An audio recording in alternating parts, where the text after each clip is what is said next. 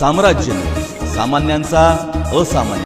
नीट परीक्षेबाबत निर्माण झालेल्या अनिश्चिततेच्या आणि परीक्षेच्या तणावाच्या पार्श्वभूमीवर देशभरातून अत्यंत धक्कादायक घटना समोर आल्या आहेत।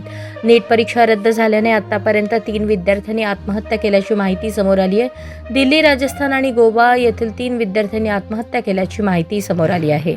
दिल्लीतील आदर्श नगर परिसरात राहणाऱ्या 21 वर्षीय तरुणीने आत्महत्या केली, तर राजस्थानातील सीकर येथील प्रदीप मेघवाल या विद्यार्थ्याने टोकाचे पाऊल उचलल्याची घटना घडली आहे।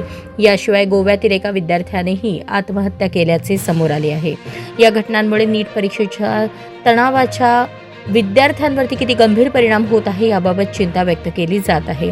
दरम्यान केंद्रीय शिक्षण मंत्र्यांनी विद्यार्थ्यांना भावनिक आवाहन करत कोणत्याही परिस्थितीत आत्महत्येसारखं टोकाचं पाऊल उचलू नये, सरकार विद्यार्थ्यांच्या पाठीशी असल्याचं म्हटलं आहे।